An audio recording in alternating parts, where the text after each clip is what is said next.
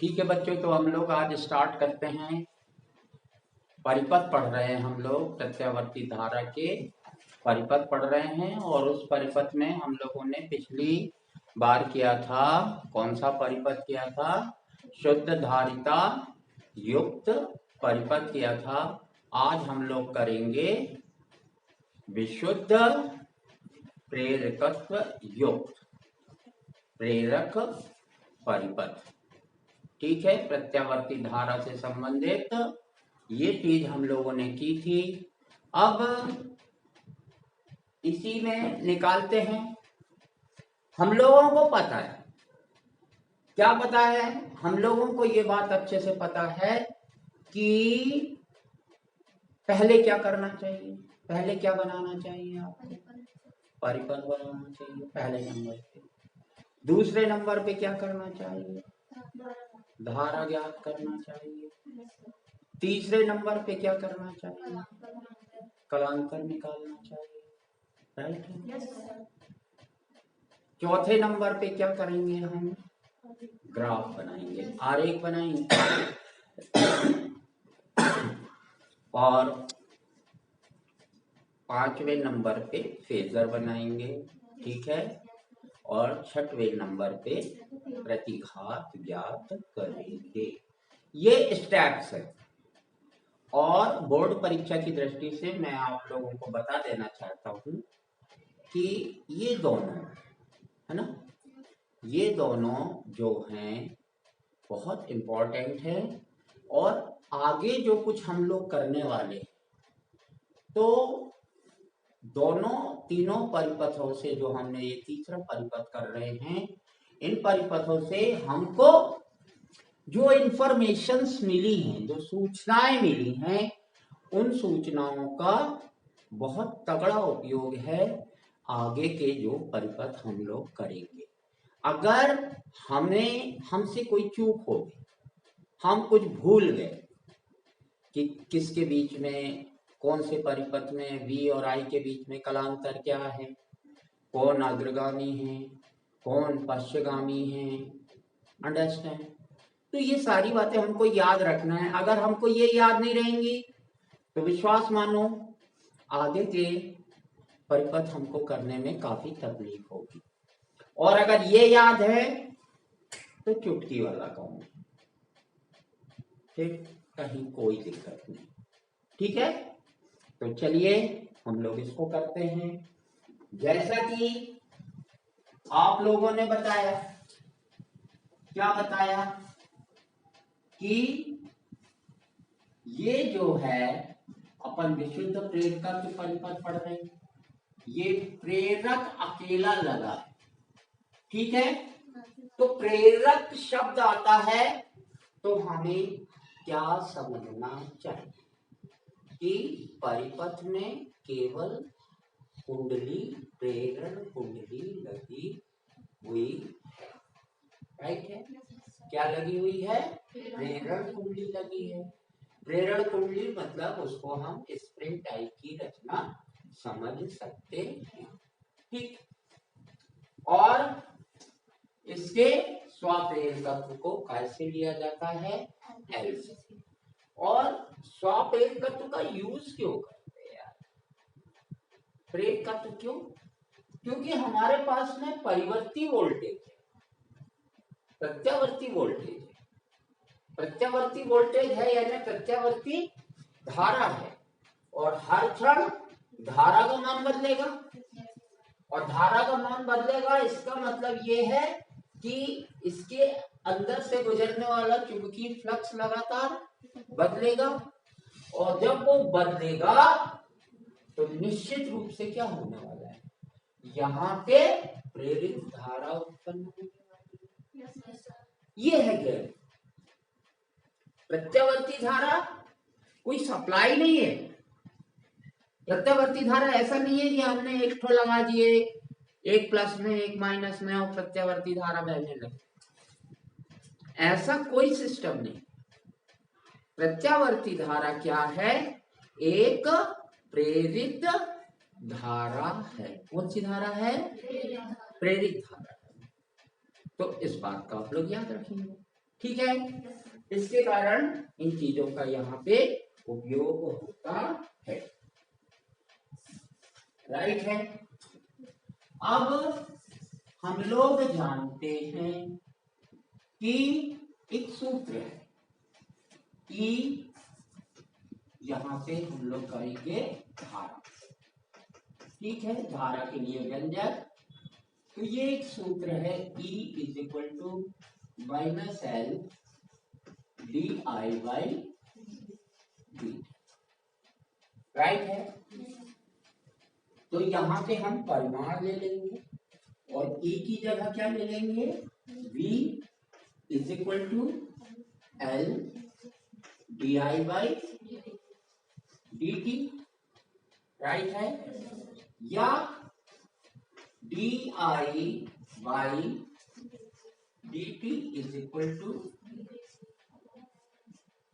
बताइए इसमें किसी को कोई दिक्कत नहीं, सीधा सीधा है। ये एल को इसके नीचे ले आए, यहाँ पे क्या बचा, डी आई बाई, तो इस D i by D T को हमने यहाँ पे लिख दिया।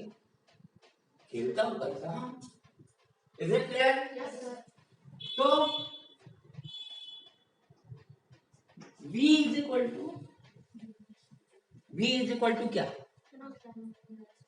v नॉट, अच्छे से याद रखो, कंफ्यूज नहीं होते काजल बेटा, कंफ्यूज होने का काम। v is equal to, clear? तो यहां पे v इज इक्वल टू हम लोग क्या रख देंगे, v nought sine omega t upon l. Right है। या d i is equal to क्या हो जाएगा, b nought upon l sine omega t d t. Clear? सीधा सीधा गणित है ये। डी टी यहाँ आके आ गया, यहाँ बटे में है तो यहाँ गुणा में आ गया, मतलब कोई ऐसी विशेष बात नहीं। ठीक है, तो d i is equal to इतना हो गया, है ना? ये किसी क्षण पे हो गया। अगर हमको पूरी धारा चाहिए तो हमको क्या करना पड़ेगा, integration of d i is equal to integration यानी समाकलन वी नॉट अपॉन, और ये sine omega t d t. आराम से समझो ना। अब डी आई का क्या हो जाएगा, आई, याद रखो, integration of d x is equal to x होता है। छोटी छोटी बातें हैं, इनको याद रखने का है। ठीक है, तो आई इज इक्वल टू क्या हो जाएगा, वी नॉट अपॉन एल। ये दोनों कांस्टेंट नियतांक हैं, इनका यार हम कुछ नहीं कर सकते।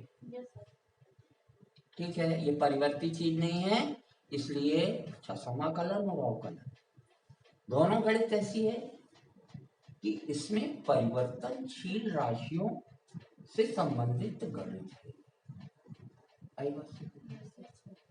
जिनमें परिवर्तन होता है।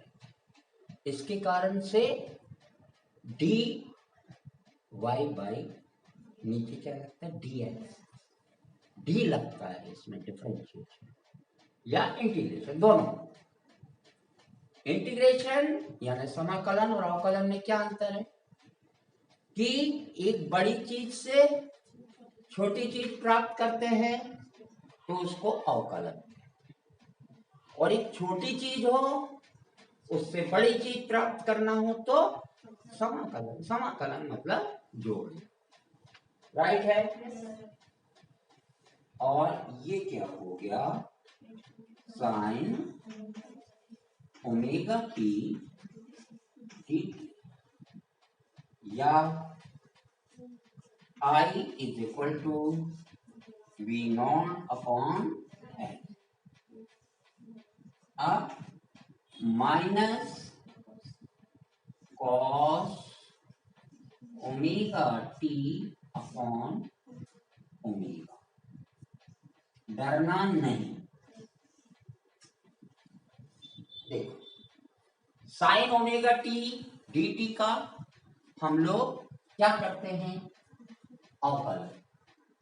ठीक है, D by D T of sine omega t करते हैं, तो इसका क्या हो जाता है, ये बराबर होता है D by D omega T sine omega T और D by D T of. तो इसमें साइन हमेशा धन उगलता है, प्लस। अवकलन में साइन क्या देता है, प्लस। ये याद रखने वाली चीज है। अवकलन में साइन क्या उगलता है, प्लस, तो ये प्लस रहेगा, राइट है। लेकिन cos omega T, hello, sign omega T क्या हो जाएगा, पर काय का रहेगा, प्लस। साइन हमेशा कॉस में होगा, चाहे अवकलन हो या साइन हमेशा काय में बदलेगा, और कॉस हमेशा काय में बदलेगा, चाहे अवकलन हो या। ये बात तो पक्की, पर दूसरी बात याद रखना जरूरी है। दूसरी बात क्या याद रखना जरूरी है कि अवकलन में साइन क्या देता है, प्लस, इसलिए ये प्लस का है, और कॉस क्या देता है, माइनस। और समाकलन में इसका उल्टा होगा, तो साइन का कॉस है, राइट है। तो साइन क्या देगा, कॉस देगा, पर समाकलन में। पर यहां प्लस का दिया है तो वहां पे माइनस का देगा, तो ये माइनस हो गया, माइनस कॉस। और यहां पे ओमेगा गुणनफल में आया है। अगर अवकलन में जो चीज होती है उसका ठीक उल्टा होता है समाकलन में, ये बात याद रखना। अवकलन में जो सीधा होता है उसका ठीक उल्टा काय में होता है, समाकलन। अगर यहाँ ओमेगा काय में आया है, गुणा में, तो समाकलन में काय में आएगा, इसलिए बटे। बोलो, समझ में आएगा। अब इधर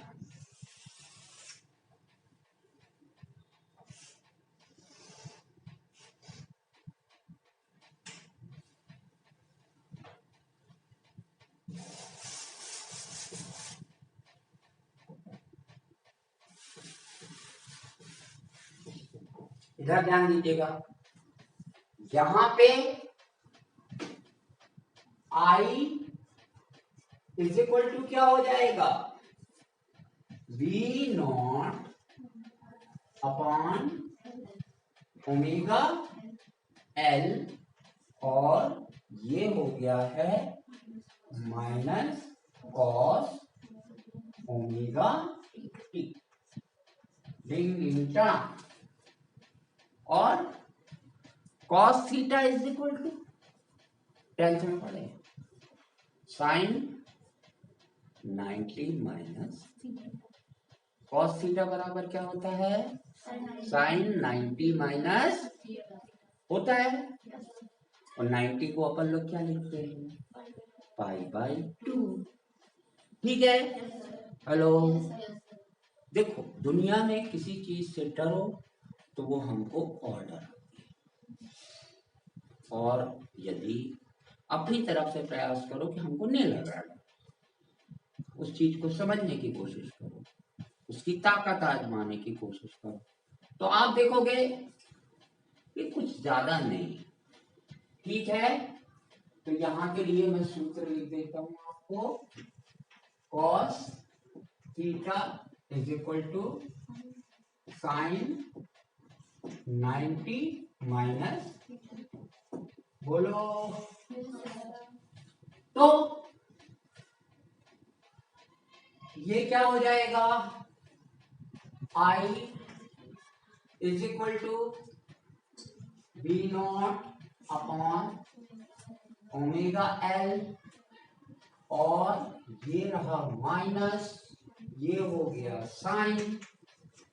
ठीक है, और ये क्या हो जाएगा, pi by minus omega T. बोलो जी। अब की हुआ, इसके बाद क्या होगा, एक सूत्र और लगता है यार बेटा, इन सूत्रों को बिल्कुल ध्यान में रखो, ये सूत्र लगते हैं, है ना, कोई खास बात नहीं। Minus sine theta is equal to होता है साइन, हेलो, माइनस, क्या होता है, जिस चीज को यदि हम लोग समझ से जीत नहीं सकते तो उसको प्रैक्टिस करके जीत लेना चाहिए। भाई युद्ध तो करना ही है, भाग सकते नहीं, लड़ाई तो एसेंशियल है, तो जब लड़ना ही है तो जीतना है, चाहे हम कैसे ही जीते। ठीक है, तो ये क्या हो जाएगा, we not upon omega L, और ये हो जाएगा साइन, ठीक है, माइनस, और फिर अंदर हो जाएगा पाई by 2 minus.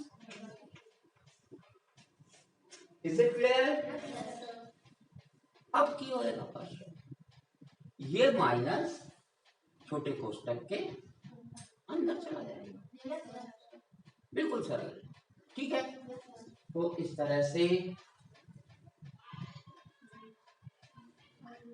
I is equal to we not upon omega L, और जब ये साइन कहाँ जाएगा, अंदर जाएगा, तो ये काय का हो जाएगा, और ये काय का, तो प्लस वाले को पहले लिख देंगे और माइनस वाले को, वाह, ये हो गया इक्वेशन फर्स्ट। थोड़ा थोड़ा समझ में आया,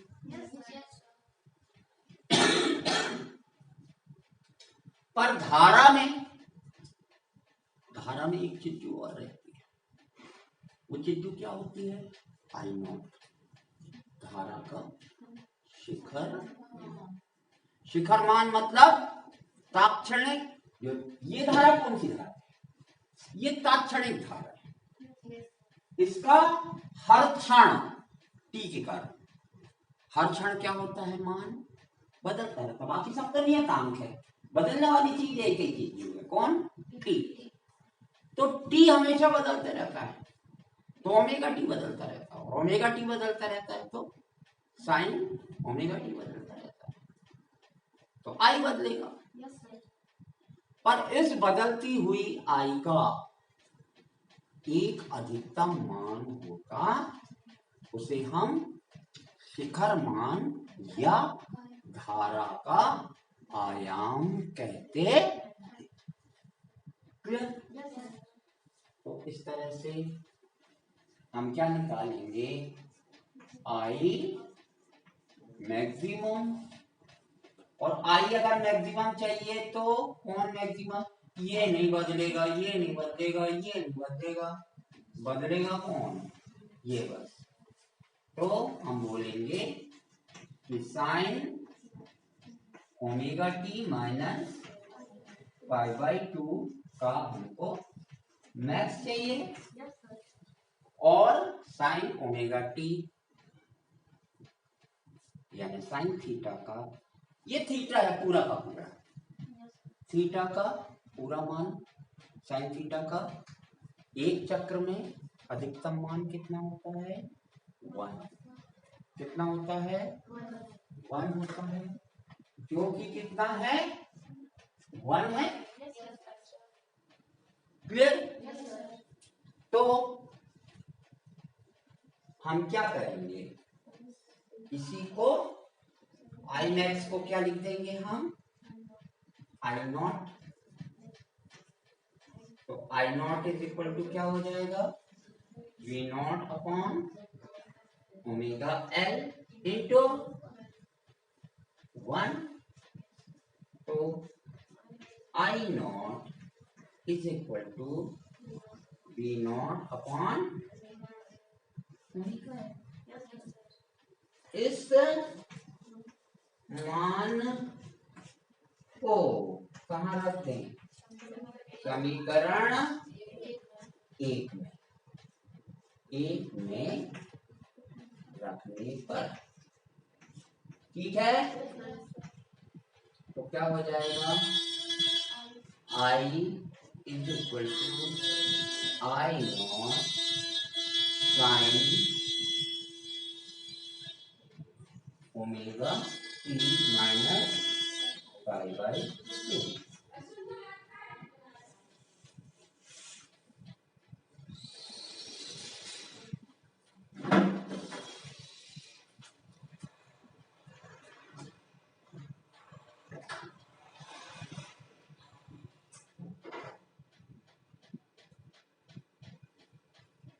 ठीक है, ये निकल गया हमारा धारा का समीकरण। किसका समीकरण निकल गया, किसके लिए, शुद्ध विशुद्ध प्रेरक परिपथ के धारा इंस्टैन्टेनियस करंट यानी तात्क्षणिक धारा का मान कितना होगा, ठीक है। वो उसके लिए हमको समीकरण प्राप्त हो चुका है। अब हमको क्या चाहिए, अब हमको चाहिए कलांतर, राइट, कलांतर चाहिए भैया। तो कलांतर में अपन तो भैया सीधे साधे बी और आई के बीच कलांतर चाहिए है।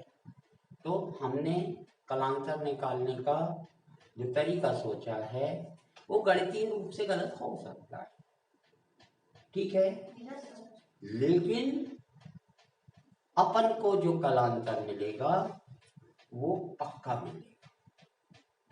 कैसा मिलेगा, पक्का।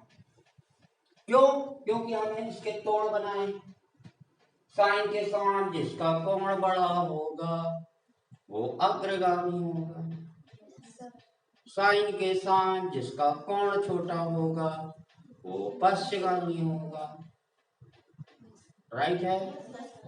तो अग्रगामी में से पश्चगामी को माइनस, राइट है।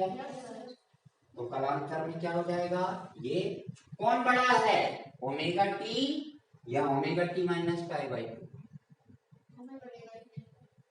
ओमेगा टी बड़ा है, तो ये हो गया omega T minus pi by 2 या माइनस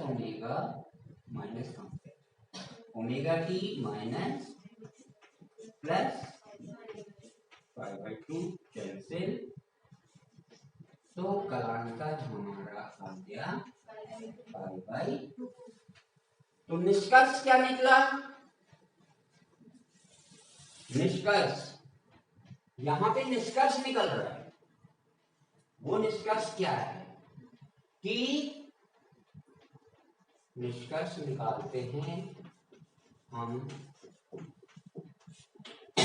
क्या निकल रहा है कि प्रत्यावर्ती वोल्टेज, ठीक है, प्रत्यावर्ती वोल्टेज प्रत्यावर्ती धारा से कितने से, π/2 से अग्रगामी है।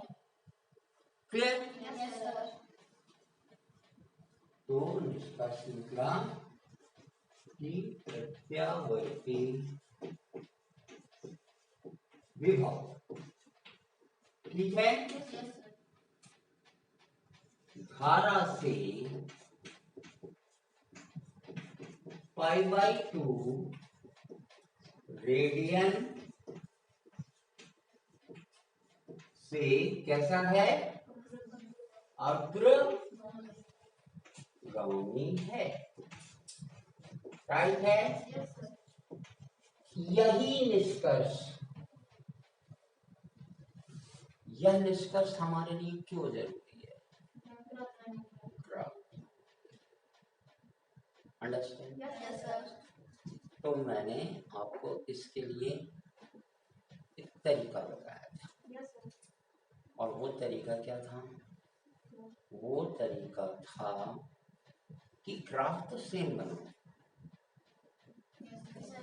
जो सी के लिए बनाया, ठीक है, ग्राफ को बनाने का तरीका सेम रखो, ठीक है। आरेख कर देते हैं हम इधर, आरेख, और यहाँ पर आपको पता ही है कि इसके ऊपर किसको रखना है, नहीं अभी नहीं, इसके ऊपर हम रखेंगे किसको, ओमेगा टी को। हेलो? और फिर मैंने आपको एक चीज बताया था कि बेटा अपन अशिक्षित बन जाओ, बिल्कुल अशिक्षित बनने से फायदा, अशिक्षित बनने से ये फायदा है कि कभी भी हम कंफ्यूज नहीं, भ्रमित नहीं, अशिक्षित हैं, अंगूठा छाप। तो हमें जितना मालूम होगा वो पक्का मालूम होगा, उसके आगे का नहीं मालूम। हमको बाकी जो मालूम है वो तो पक्का मालूम, राइट है? तो इसको मैंने सिखाने के लिए आपको कुछ चीजें बताया था कि दो लाइनें खींच लो। हेलो? बिल्कुल से नीचे खींच लो, ठीक है,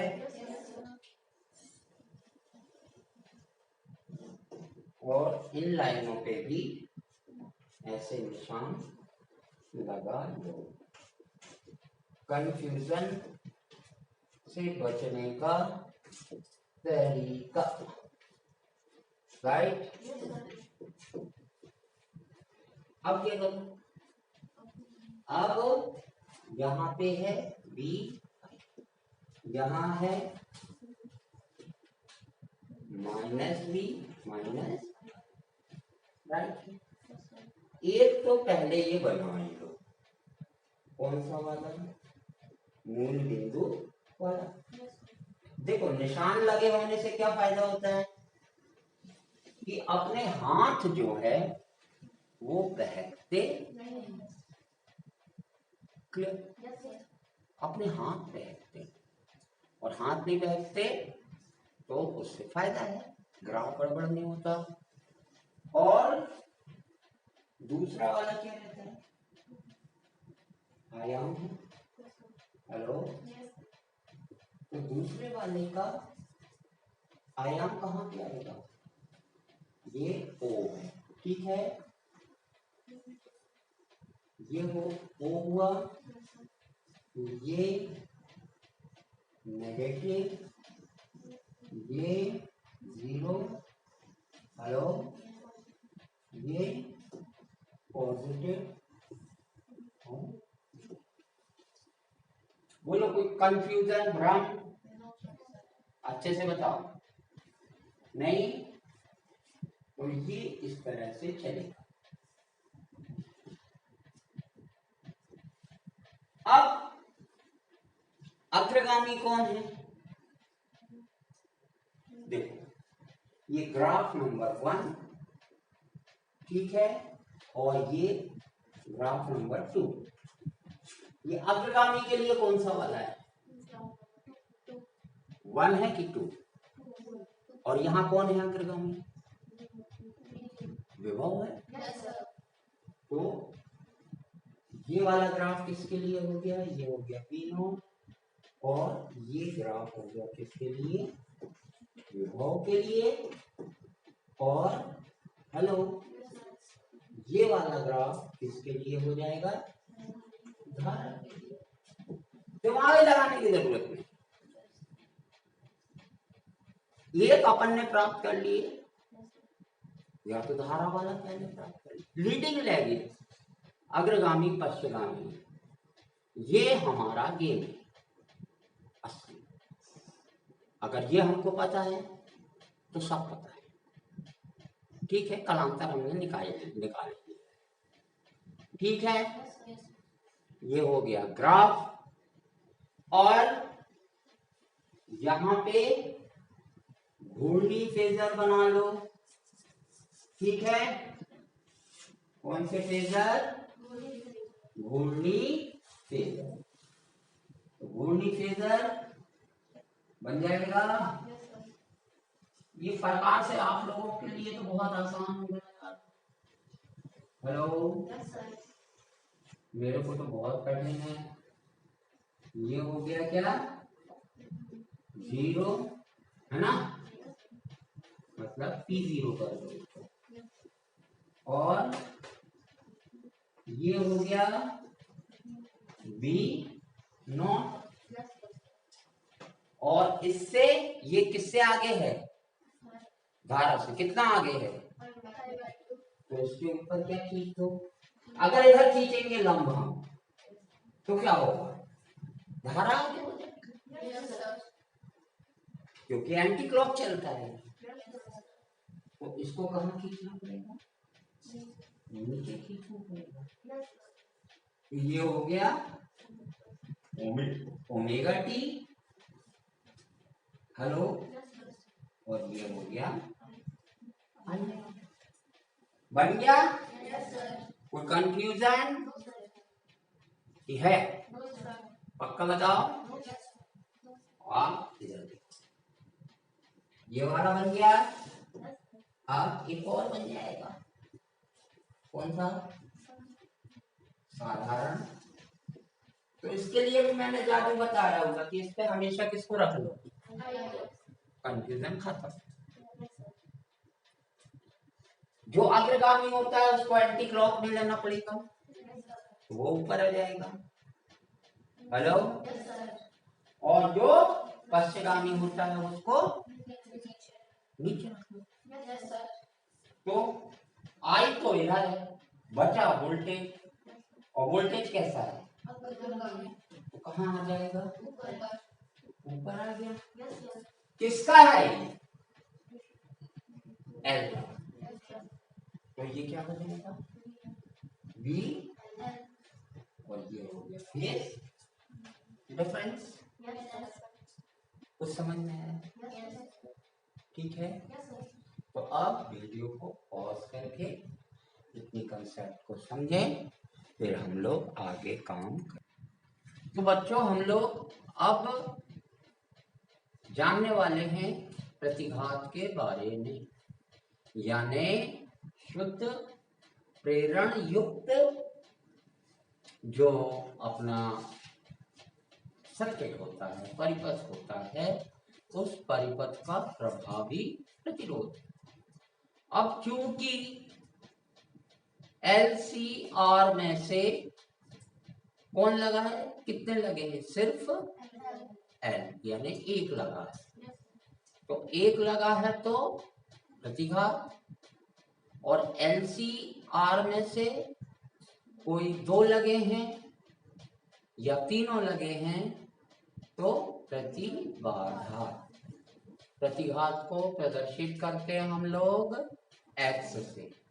काहे से प्रदर्शित करते? एक्स से। क्लियर? Yes sir. तो अब हम लोग इसकी प्रतिघात ज्ञात करेंगे। तो प्रतिघात, प्रतिघात यानी x x L is equal to we not upon i nought. V not upon i nought क्यों?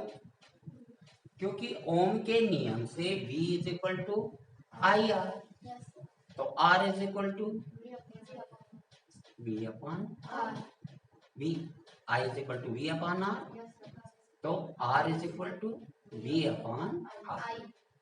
बोलो कोई भ्रम? पक्का? इसलिए हमने लिया v nought upon i nought या v nought upon v nought बटे ओमेगा। तो x L is equal to we nought से और ओमेगा ऊपर आ जाएगा। इसका मात्रक भी ओम है, पर omega is equal to 2 pi mu. तो x L is equal to 2 pi mu L. ठीक है? इससे हम कुछ निष्कर्षों पे पहुंचते हैं। ठीक है? कि x l is equal to 2 pi mu l. तो नंबर 1,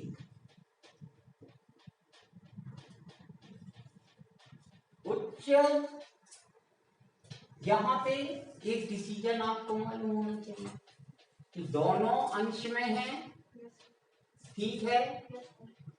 तो न्यू बढ़ेगी तो एक्सएल भी यानी प्रतिरोध बढ़ जाएगा।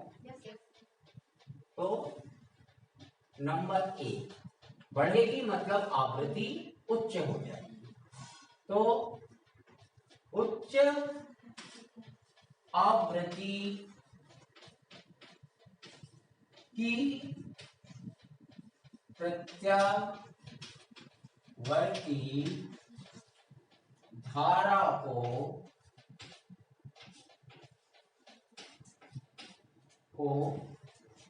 प्रेरक क्या करता है?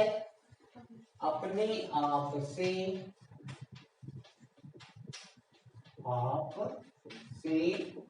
नहीं गुजरने देता। क्यों नहीं गुजरने देता?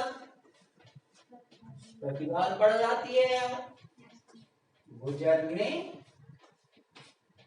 नहीं देता। राइट? और दूसरा दिष्ट धारा के लिए न्यू इज इक्वल टू 0। परिवर्तन ही नहीं है तो आवृत्ति कहां से? नहीं, तो ये तो गुजरने नहीं देता यार। पर न्यू इज इक्वल टू 0, तो x l is equal to 2 pi into 0 into l. तो एक्सएल इज इक्वल टू, यानी दिष्ट धारा के लिए, किसके लिए? दिष्ट धारा के लिए प्रेरण प्रतिघात शून्य होती।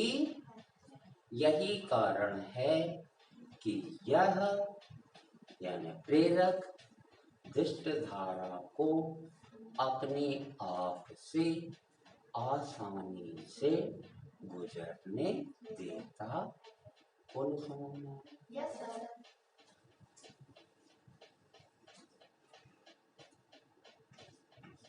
BC के लिए प्रेरण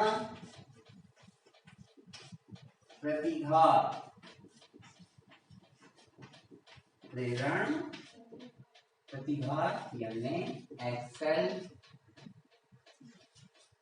0 होती है।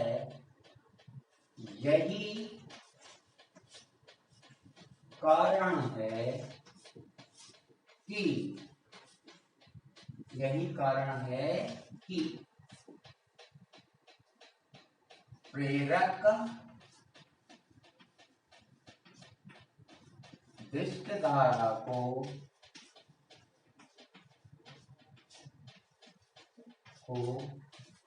अपने आप से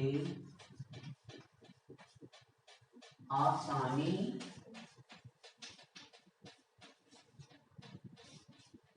से गुजरने